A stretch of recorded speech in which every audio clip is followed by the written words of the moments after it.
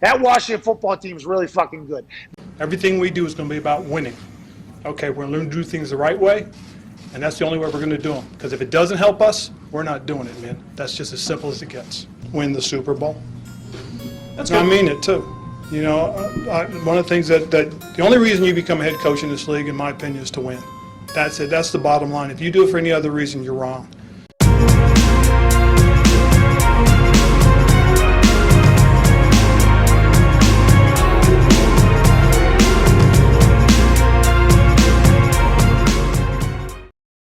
Hey, Washington football fans, welcome back. We're about to talk about Dallas week, or as I like to call it since McCarthy opened his mouth, Fluff versus Fire. But first, can y'all do me a solid and hit that like button, subscribe down below, and ring that bell? I appreciate you. So, heading into this week, Cowboys coach Mike McCarthy opened up a can of worms by poking a rampaging animal. And our coach, Ron, always the sly one, clapped back with a little jab about the guy that, couldn't get along with one of the greatest quarterbacks of all time, saying that he made it about himself and not his players. I don't know. Sounds like a dig to me for a guy that kind of put how he got along with the quarterback over the team in Green Bay. I don't know. Let me know what you think.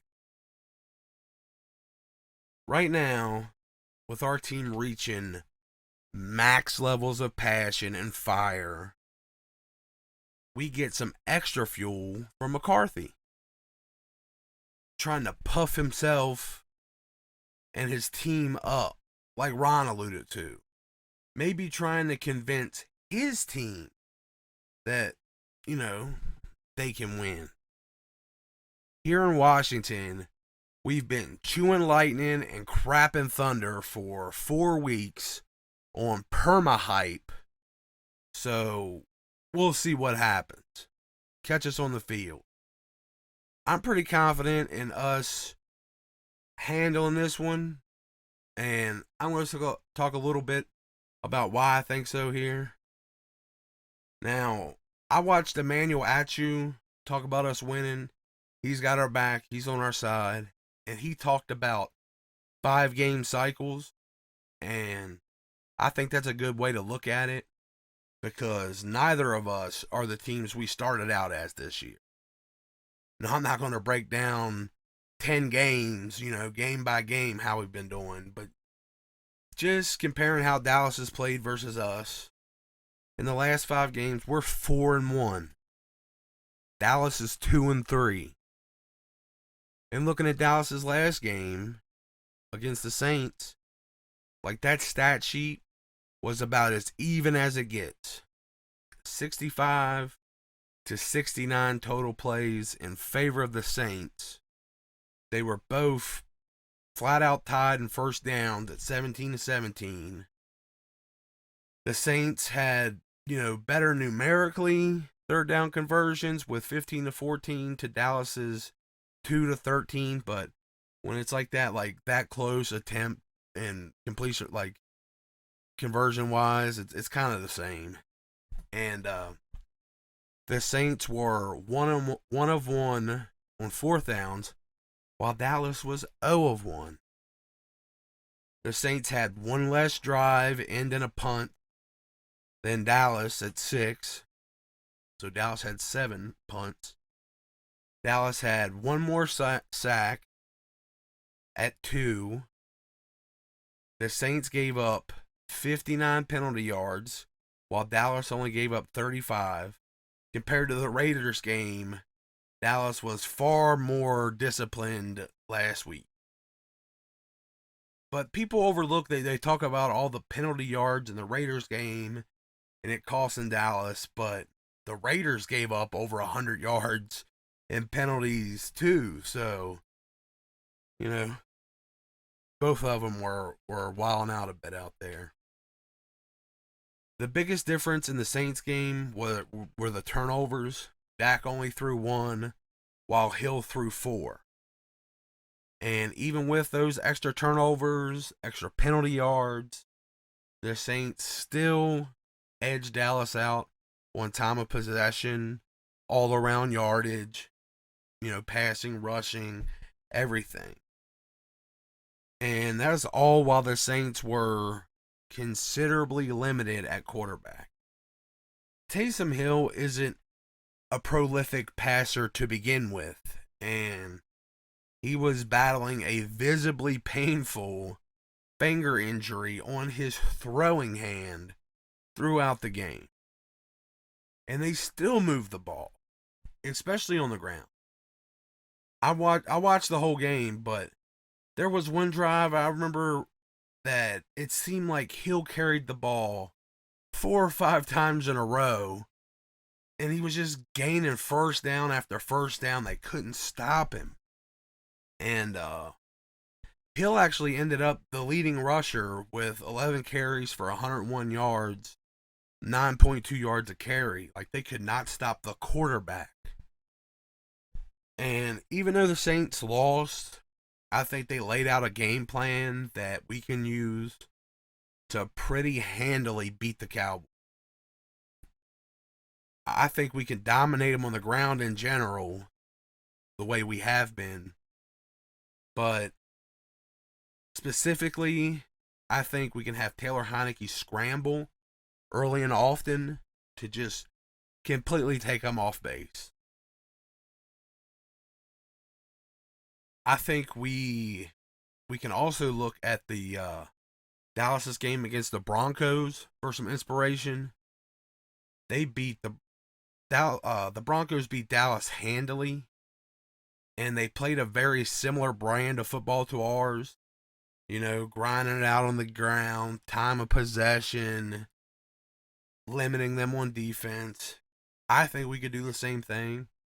We might not have quite the horsepower in the secondary that the Broncos do, but I think our overall defensive product can slow Dallas's offense enough to keep us on the field and grinding that clock away.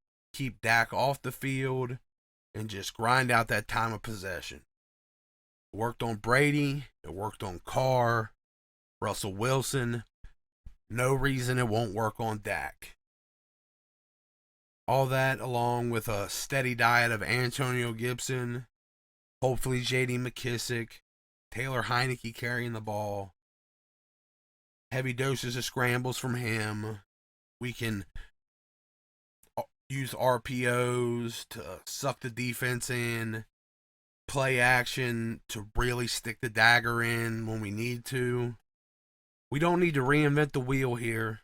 The same basic game plan that's led us to 4 straight victories is a lot of what we're going to need to keep our streak alive here.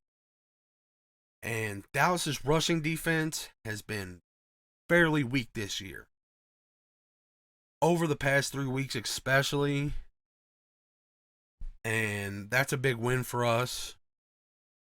That said, Dallas is getting back a couple of, guys on their D-line. Most importantly, Randy Gregory. But Gregory hasn't been as impactful as Micah Parsons when he's had to fill in for him. But him being in the game does free Parsons up to come at us from different angles. And we got to be prepared for that. Gregory's said to still be sore and also fighting through a cold. So he may end up being more of a hindrance on his defense. Who knows? We do have the fact that our offensive line is one of the best groups in the league, seemingly, no matter what combination we put on the field in our favor. And it should be bolstered again with the return of, center Tyler Larson, all-pro Brandon Sheriff should be fully up to speed by now, coming back. We also have the fact that Micah Parsons had like a little bit of a hip injury in the weight room this week. That could possibly slow him down a little bit. Well, I don't know. What I thought would be like a cool little idea to help us out there would be to have Samus Reyes in the backfield and H-back and kind of use him almost like an offensive spy. By that I just mean basically a fullback, but they specifically go wherever you see Micah Parsons is and just try to negate his impact altogether. Like a fullback that's seeking out one player just to take him out. Because last year, Parsons is the only real difference to that defense from when Antonio Gibson just ran roughshod over it last year at Thanksgiving. So we take him out of the equation, we should be able to reproduce the same results. And,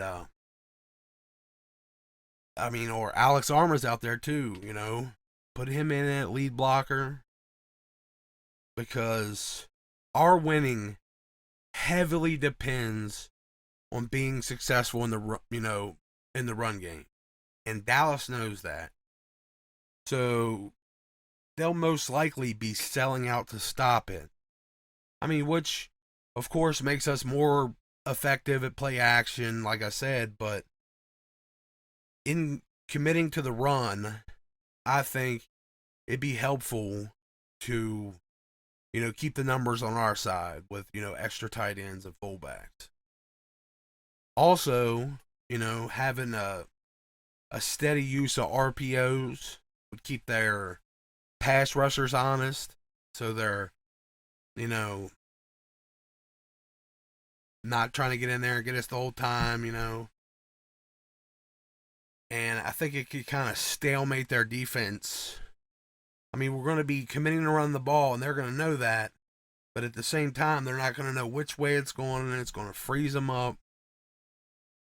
And if we can do this, and Taylor can limit his mistakes while using his feet to pick up yards, instead of, forcing passes or taking sacks, then I really think we could end up with that, Broncos-like outcome against Dallas. Like, they beat them, I think it was 30-16. I think we could end up somewhere like that.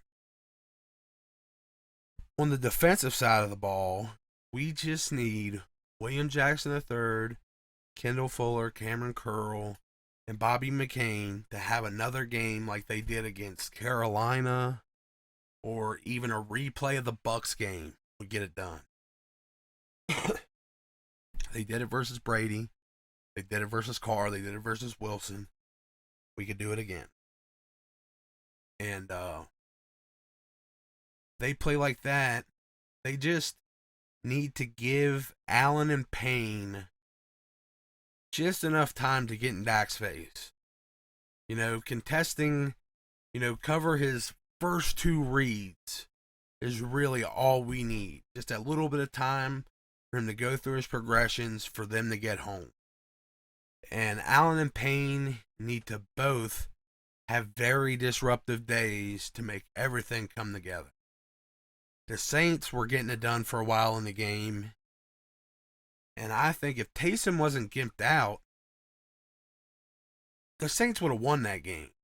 Their defense was doing well enough. And it was just, Dallas got more opportunities because Taysom was in no condition to be out there.